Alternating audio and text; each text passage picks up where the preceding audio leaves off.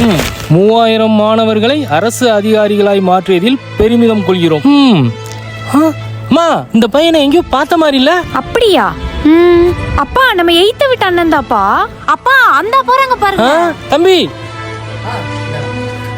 மா வாமா. சொல்லுங்கப்பா. ரொம்ப சந்தோஷம் தம்பி. இப்பதான் உங்களை பேப்பர்ல பார்த்தேன். என் பொண்ணு கவர்மெண்ட் எக்ஸாமுக்கு தான் ட்ரை பண்ணிட்டு இருக்கா. எனக்கு என்ன பண்றதுனே தெரியல தம்பி. அப்படியாப்பா? நானும் இந்த மாதிரி தான் என்ன பண்றேனே தெரியாம யோசிச்சுட்டு இருந்தேன். நம்ம காரைக்குடியில வெரண்டா ரேஸ்னு ஒரு கோச்சிங் இன்ஸ்டிடியூட் இருக்கு. அங்க நான் படிச்சனால தான் இப்ப இந்த ஜாப்லயே இருக்கேன். என்ன தம்பி சொல்ற? ஆமாப்பா, நம்ம காரைக்குடி நியூ பஸ் ஸ்டாண்ட் ஜெயினிகா ஹோட்டல் ஆப்போசிட்லயே லொகேட் ஆயிருக்க வெரண்டா ரேஸ் கோச்சிங் இன்ஸ்டிடியூட்ல central and state government, bank, SSC, TNPSC, railway இந்த மாதிரி எல்லா எக்ஸாமுக்குமே கோச்சிங் கொடுத்துட்டு இருக்காங்க. ஆல் ஓவர் இந்தியா ஃபுல்லா 40க்கு மேல பிரான்ச்ல கிட்டத்தட்ட 13 வருஷமா நடத்திட்டு இருக்காங்க. நம்ம காரைக்குடியில கூட 5 இயர்ஸா சக்சஸ்ஃபுல்லா ரன் பண்றது மட்டும் இல்லாம இந்த வெரண்டா ரேஸ்ல படிச்ச நிறைய ஸ்டூடண்ட்ஸ் இப்ப பெரிய பெரிய பொசிஷன்ல இருக்காங்க.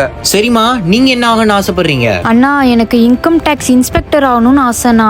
அப்படியா? அப்ப எஸ்எஸ்சி எக்ஸாம்க்கு ட்ரை பண்ணுங்களேன். Income tax inspector, GST inspector, customs officer இந்த மாதிரி நல்ல பொசிஷன்ல வரலாம். ஆமாண்ணா, நான் கேள்விப்பட்டிருக்கேன். எங்க காலேஜ்லயுமே வெரண்டா ரேஸ் எஸ்எஸ்சி எக்ஸாம் பத்தி எக்ஸ்பிளைன் பண்ணிருக்காங்க. அப்புறம் என்ன 2 பேரும் யோசிச்சுட்டு இருக்கீங்க? உங்க பொண்ணை வெரண்டா ரேஸ்ல ஜாயின் பண்ண வச்சு பெரிய ஆளாக்கிற வேண்டியதானே? சரி தம்பி, என் பொண்ணு அங்கேயே சேர்த்து விடுறேன்.